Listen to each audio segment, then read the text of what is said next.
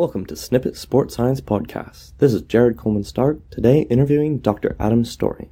Since 2008, Adam has coached and managed various New Zealand weightlifting teams at key pinnacle events, including the 2012 and 2016 Olympic Games and the 2010 and 2014 Commonwealth Games. During this time, Adam has coached weightlifters to Commonwealth Games medals, and his athletes have broken over 250 New Zealand records in competition. Adam's specialist background in the area of strength and power conditioning led to his role with the High Performance Sport New Zealand as the lead strength and conditioning specialist for Athletics New Zealand. In this position, he worked directly with three-time Olympic Games medalist Valerie Adams. Adam has a keen passion for rugby, and he is currently employed by the Blues Super Rugby franchise as a sports science manager and assistant trainer. In addition to his role with the Blues, Adam is a research fellow within AUT's Springs department, where he supervises postgraduate research in the areas of strength and conditioning and exercise physiology. This will be a two-part interview. In part one, we'll discuss the application of heat for resistance training and recovery from contact sport.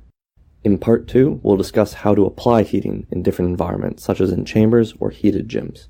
We'll also discuss genomics, flow, and mindset. How are you doing, Adam? Good, thank you.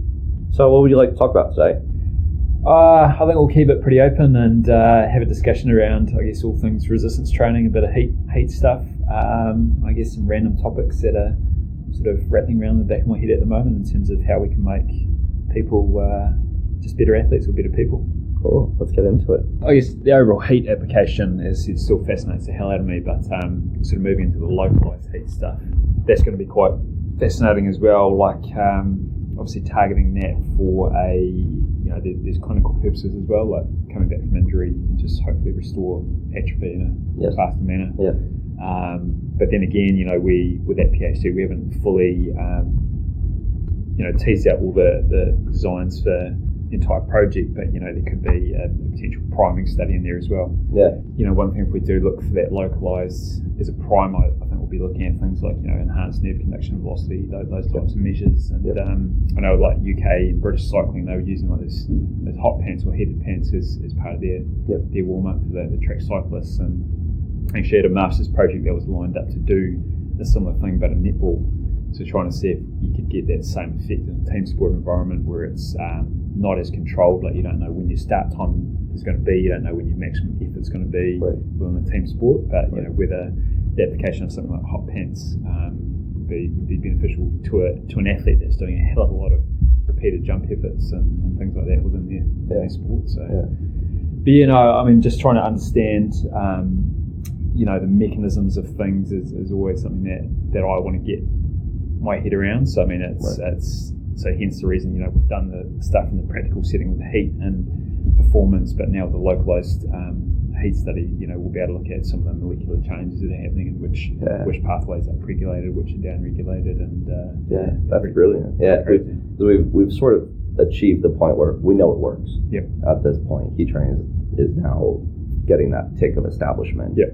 That there's enough evidence across several different groups that yes, this does work. It does make people move faster.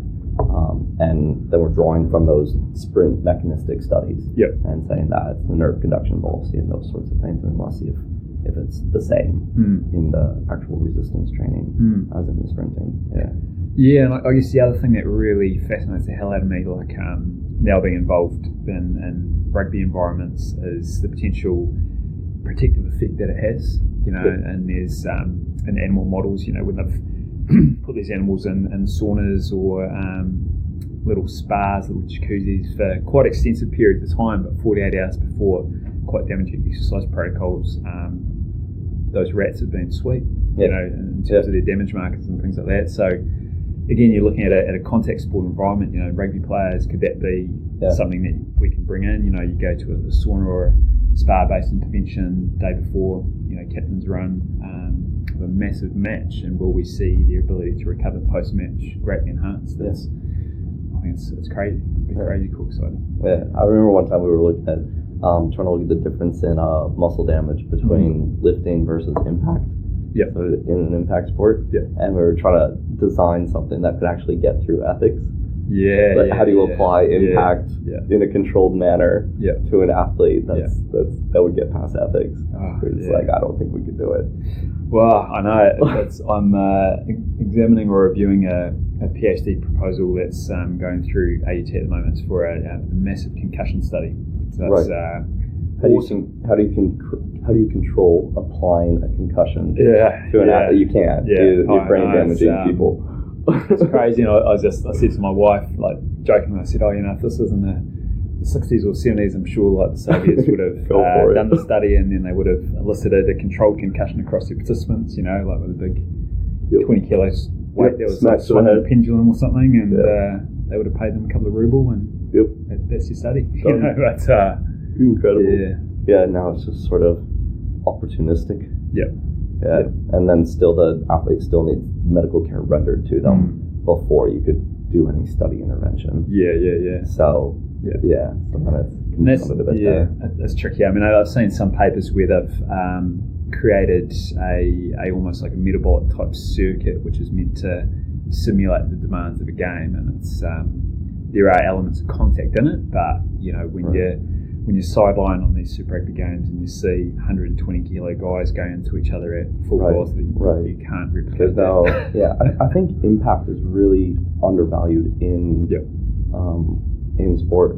So I've started kiteboarding now. Oh, nice. So now I have an impact sport. I haven't really done any impact sport before that, and I've just been you get smacked around so much. And I really realized that I need to be preparing differently in my training to be preparing for this impact. It's completely different. I mean, you're not going to be prepared for impact just by squatting. It's not sufficient. That's very interesting. Very good comment, and that's again something that I've really come to appreciate again working in that rugby environment is with our players that are coming back from injury. It's so multifaceted. Like we're not just focused on making sure that their condition is match ready and that they're strong enough, they're fit enough, they're fast enough. We then also have to periodise in their contact. So they'll go through periods we'll get other players that are in a similar vein, and we'll be again sort of monitoring the amount of contact that they're getting in training, with a hope that we can steadily build their sort of contact resilience. Periodise the contact. And we at this point in time we're doing that relatively anecdotally. Like we know what's worked with other players in the past, but again that would be, I reckon, a pretty cool, hard to do but pretty cool research interventions. How do you properly periodise like physical contact, like body impact, to get someone ready for? I think it absolutely should be. If anything, it should be more periodized than traditional training load.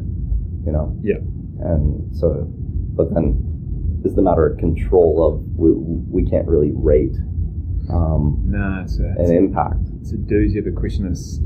Because I mean the whole thing you look at it, it's just another form of repeated bout effect. These individuals get smashed. If I got smashed to that extent, I'd be paraplegic for 6 months. Absolutely. Whereas these guys come back 2 days later. Absolutely. Give me more. Because that's somewhere where you think maybe the subjective RP methodology would come into play. Potentially. I can't get my head around the study design yet, but I think there's massive application. I mean, there's so many obviously contact sports in the world. Everyone's coming back from some form of injury, and just having a proper periodisation method for impact would be quite a cool one. I guess even reading this PhD proposal, it's in the previous literature looking at different interventions that again provide that protective mechanism, and creatine is one method that and it's a lot of people don't realise that. They think creatine supplementation is only working at the level of skeletal muscle, but everything. What it does neurologically it's crazy. It's incredible, and it made me think I need to revisit creatine literature. It's pretty vast. Well, that's the thing. It's, but again, if we can prime athletes to have that protective mechanism for their given sport, it's Well, you got to imagine it's that most instant extreme energy. So is coming straight off the ATP, replenishing the ADP back to ATP using the creatine phosphate. We need the creatine to be building those stocks.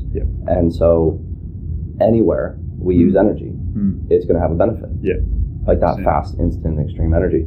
So we think that obviously like the most where you're actually lifting is what we think of automatically. But also the brain uses so much more energy than any muscle. So those neurological effects are huge.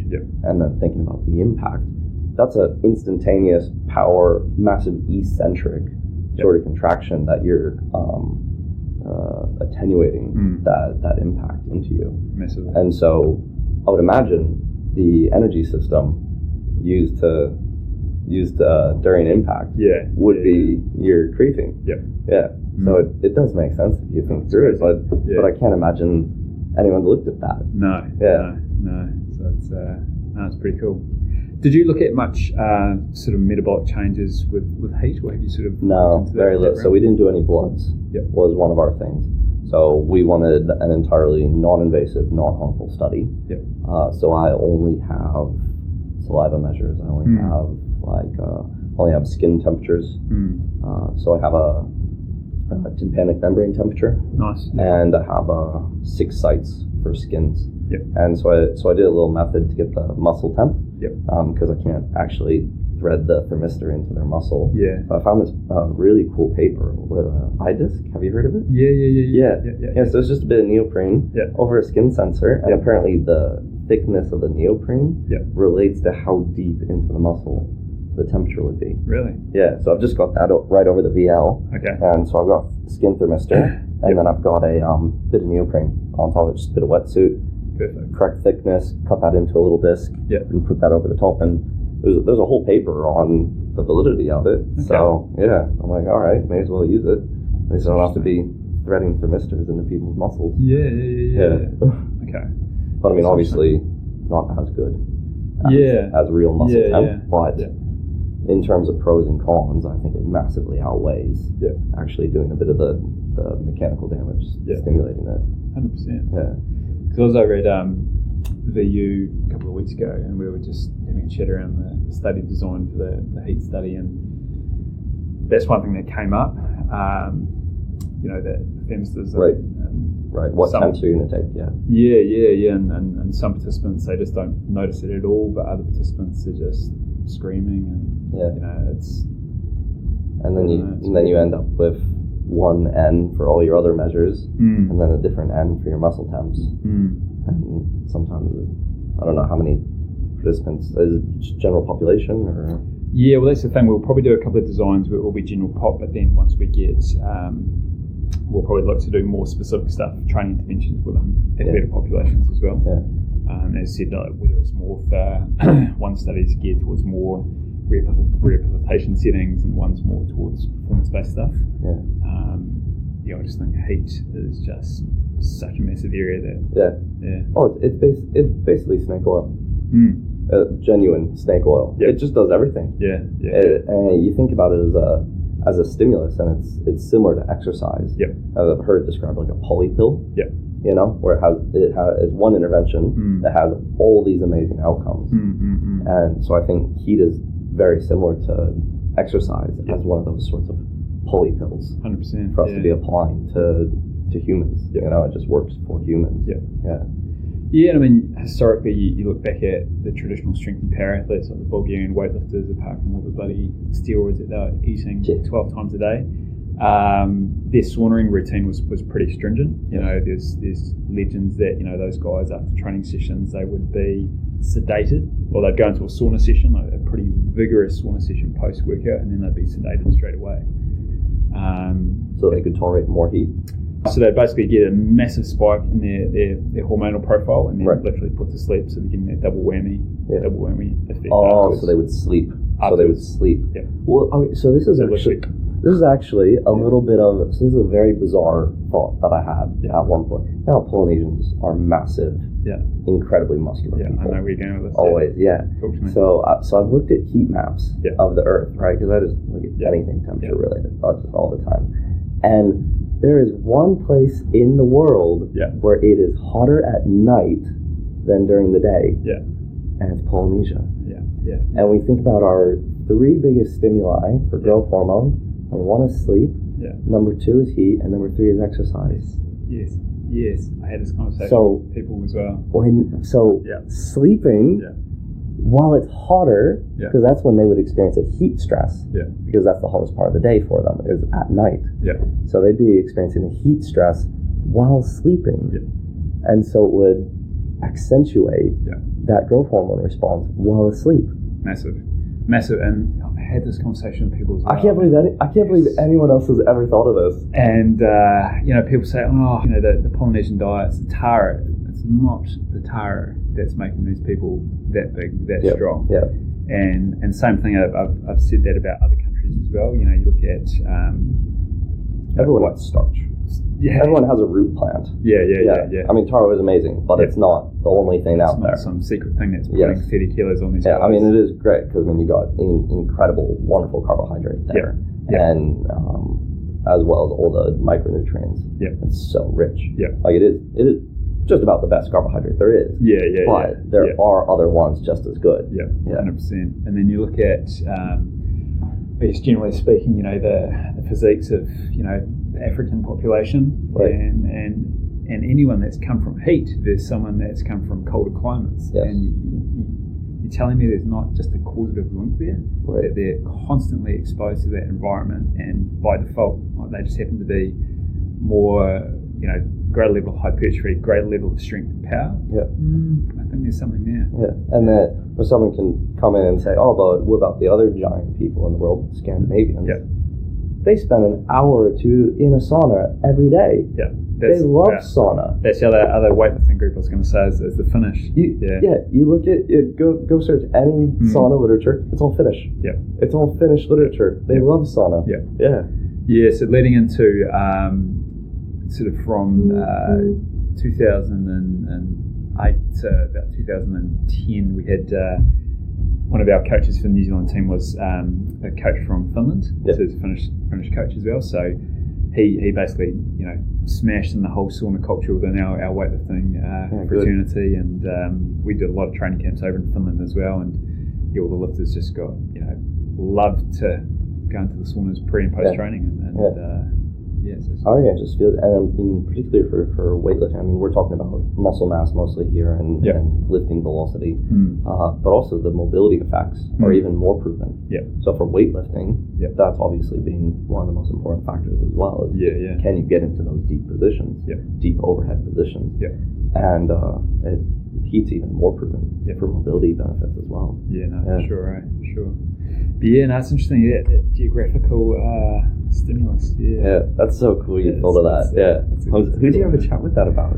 I've just had a chat to just a lot of people, especially leading into Rio Olympics. Like we did, we set up a heated gym downstairs, High Performance Sport New Zealand, where basically the athletes weren't confined to a heat chamber. They could do full Olympic lifting sessions, full speed and acceleration sessions, and we just got sort of talking about. Isn't it funny how we've had to spend so much money to set up this heated gym? Yet, these other athletes are training in heat 24/7, and just look at the performance of these athletes, and it's almost as if we're trying to spend money to try and catch up to what these other athletes are getting just for free through their environment. And you go to any powerlifting club, any CrossFit club, most weightlifting clubs, they're all hot boxes. Just a big warehouse. They've got no air conditioning, maybe 2 fans in the whole warehouse. You have to walk all the way across the warehouse to get to the one fan. It's crazy. And then I mean, obviously they talk about the Polynesians, and again, we've got players within our squad who've got very little resistance training history compared to other athletes, but it's like they could just look at a dumbbell and basically grow 20-inch arms. It's just big and strong. Well, because where I first came up with, so I grew up mostly in Polynesian, I grew up in Hawaii, so so I've been around it quite a lot. But I remember I was sitting down one time having a chat with a couple of mates, and we were just talking generally about body composition, muscle mass, all that sort of stuff. And I was like, oh, look, I reckon everyone should be as like muscular and lean as I'm right here. And he looked at me and he said, I've never been in a gym. He was just Polynesian. That's all it was. That's crazy. He said he's never been, didn't play any sports. Nothing. That's just how he looked. He was just massive, like twice our size. Not a bit of fat on him. It was incredible. It's brilliant. Absolutely brilliant. And it's funny though, because you have those ideas, and I mean, I don't know about you, but I kind of think, oh, I must be a crazy person. So you have to start having those conversations with other people, and you're like, does this make sense? Yeah. And it kind of does. Yeah, it does. Yeah. And it's even like, I mean, it seems, I don't know, talking about it, so obvious, and you're sort of intrigued why no one's sort of done research on it. Like, is it me just being crazy? Like, yeah. Well, I mean, who would have? Yeah. All right, that's all for part 1. Thank you, Adam. We'll leave the listeners to think about those questions for next time. Please visit our website at snippetscience.com or follow us on Twitter at snippetscience. Thank you.